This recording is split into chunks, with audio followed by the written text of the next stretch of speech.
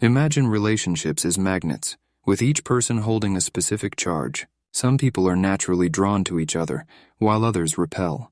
In the human magnet syndrome, Ross Rosenberg explores why certain individuals are irresistibly attracted to one another, often in a way that leads to unhealthy and codependent relationships.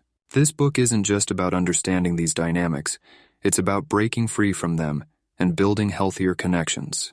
Chapter 1. The Inevitability of Our Future. Rosenberg opens with a discussion on the inevitability of our future, particularly in the context of relationships.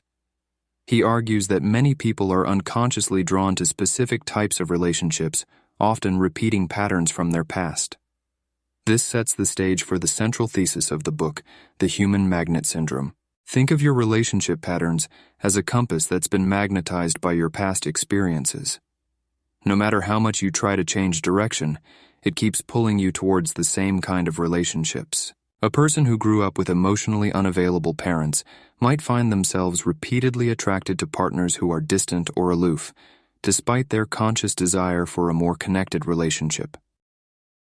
Chapter 2. Codependents, Emotional Manipulators, and Their Dance.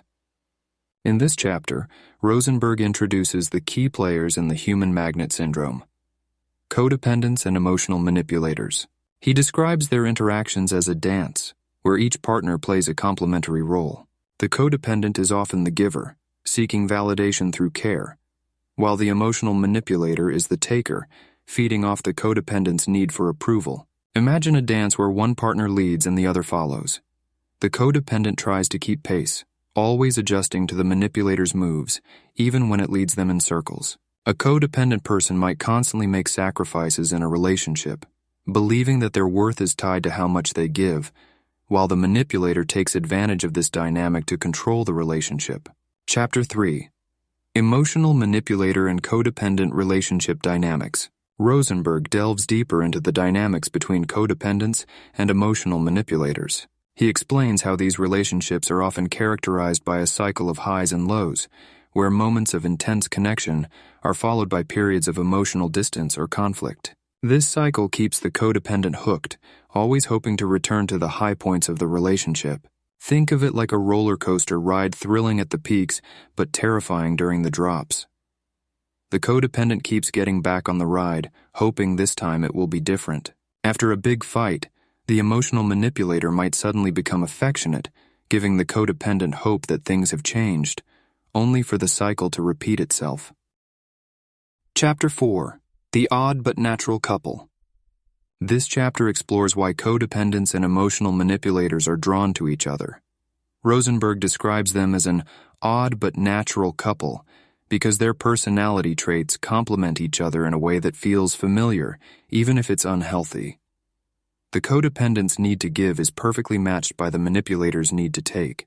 Picture two puzzle pieces that fit together perfectly, but the image they create is distorted and incomplete.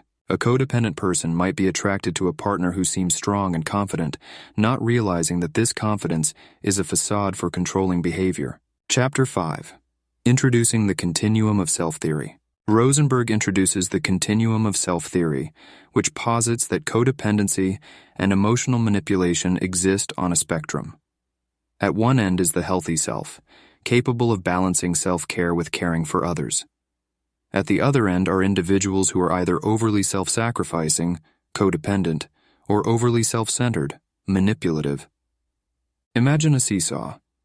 On one side is the codependent, always putting others first, and on the other is the manipulator, always taking what they can.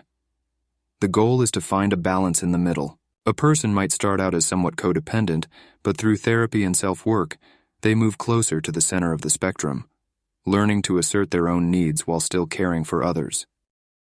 Chapter 6. The Emotional Manipulation Disorders. Defining the disorder. This chapter focuses on the various emotional manipulation disorders, such as narcissistic personality disorder, NPD, borderline personality disorder, BPD, and antisocial personality disorder, ASPD. Rosenberg explains how these disorders manifest in relationships and why they are particularly toxic for codependents. Think of these disorders as different types of predators in the wild. Each has its own way of hunting, but the result is always the same. The prey, the codependent, is left feeling drained and defeated. A person with NPD might constantly belittle their partner to maintain a sense of superiority, while a person with BPD might swing between intense affection and rage, leaving their partner feeling emotionally whiplashed. Chapter 7. The Human Magnet Syndrome.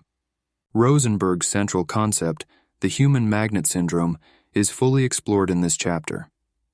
He explains how the psychological wounds of both codependents and emotional manipulators act like magnets, drawing them together. This attraction is powerful and difficult to resist, making it challenging for individuals to break free from these unhealthy patterns. Imagine two magnets with opposite polarities. No matter how hard you try to keep them apart, the moment they're close enough, they snap together with a force that's almost impossible to break. A person might be inexplicably drawn to a partner who reminds them of a parent who was emotionally unavailable. Despite knowing that the relationship is unhealthy, they feel powerless to resist the pull. Chapter 8. The Origins of Codependency. In this chapter, Rosenberg explores the roots of codependency, often tracing it back to childhood experiences. Many codependents grew up in environments where their emotional needs were not met, leading them to seek validation through caring for others. This chapter emphasizes the importance of understanding these origins to begin the healing process. Think of a tree with deep roots in rocky soil. The tree grows, but it's twisted and stunted because of the difficult environment it's rooted in.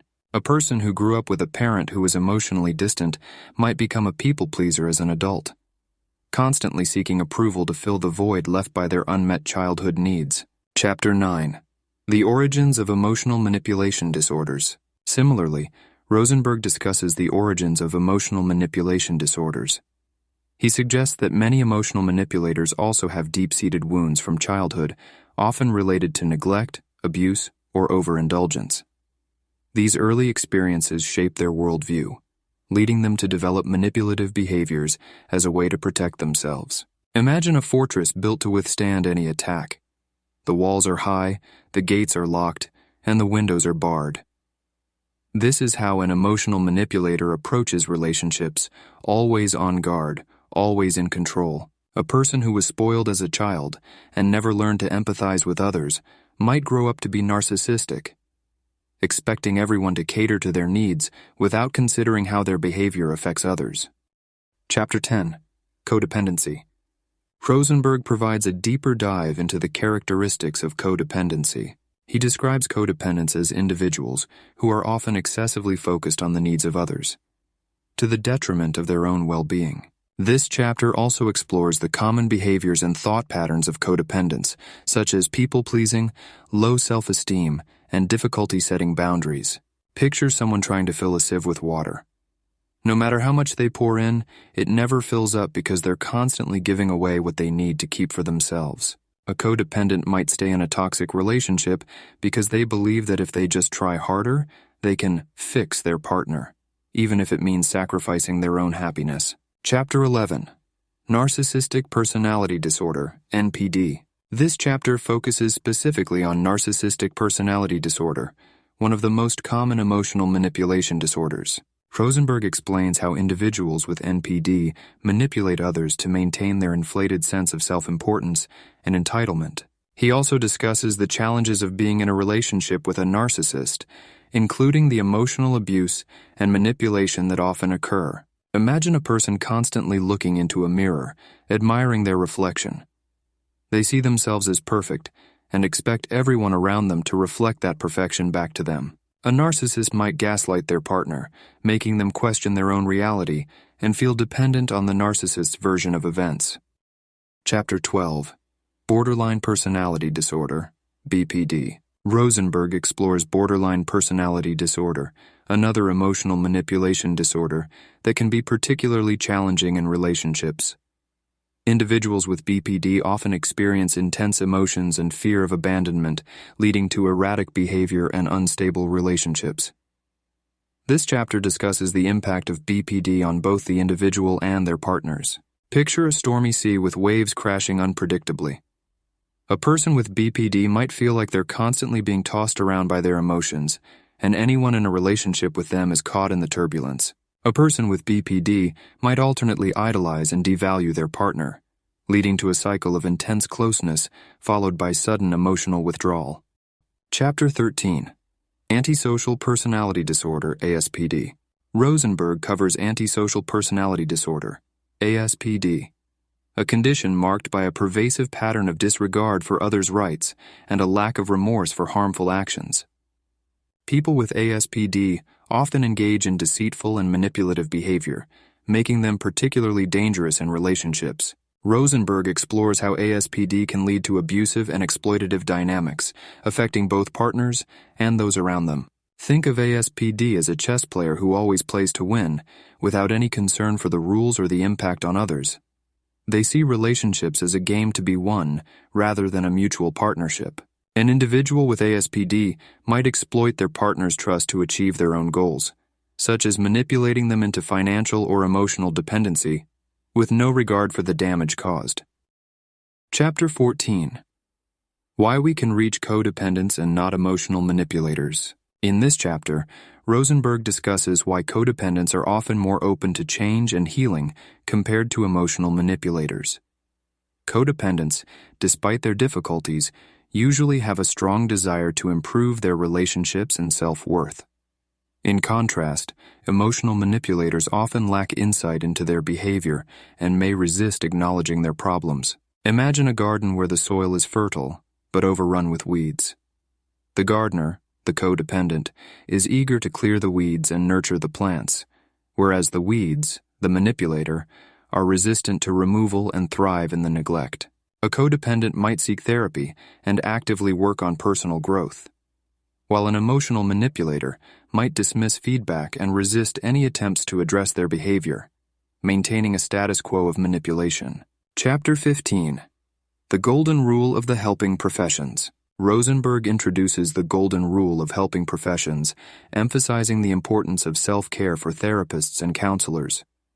Professionals who help others must maintain their own well-being to avoid becoming enmeshed in their clients' issues, which can lead to burnout and ineffective help. Think of a lifeguard who must stay afloat and healthy to rescue others. If they are struggling themselves, they cannot effectively assist those in need. A therapist who overextends themselves by taking on too many emotionally draining cases may find their own mental health deteriorating, ultimately impacting their ability to provide effective support to clients. Conclusion: it's never too late to be who you might have been. Rosenberg wraps up with an optimistic view, emphasizing that change and healing are always possible. No matter how entrenched someone may be in unhealthy patterns, it's never too late to break free and become the person they are meant to be. He encourages readers to take responsibility for their own healing journey and to strive for healthier, more fulfilling relationships. Imagine a sculptor who starts with a rough block of marble. Through patience and persistence, they chip away at the imperfections to reveal a beautiful statue. Similarly, individuals can work through their issues to uncover their true selves. A person who has spent years in a codependent relationship can gradually learn to set boundaries and prioritize their own needs, eventually finding a healthier way to relate to others. Takeaways. 1. Understanding the attraction. Recognize how past experiences and psychological needs influence your attraction to certain relationship dynamics. 2. The dance of codependency. Identify the roles you play in unhealthy relationships and learn how these roles perpetuate the cycle of dysfunction. 3. Balancing self and other. Aim for a healthy balance between caring for yourself and others, avoiding the extremes of codependency and manipulation. 4. Seek insight and change. Be open to personal growth and therapy to address deep-seated patterns and move towards healthier relationship dynamics. 5. Self-care for helpers. Professionals should practice self-care to maintain their effectiveness and avoid becoming enmeshed in their clients' issues. 6. Hope and healing. Embrace the possibility of change and growth at any stage of life, working towards healthier, more fulfilling relationships. Thank you for listening.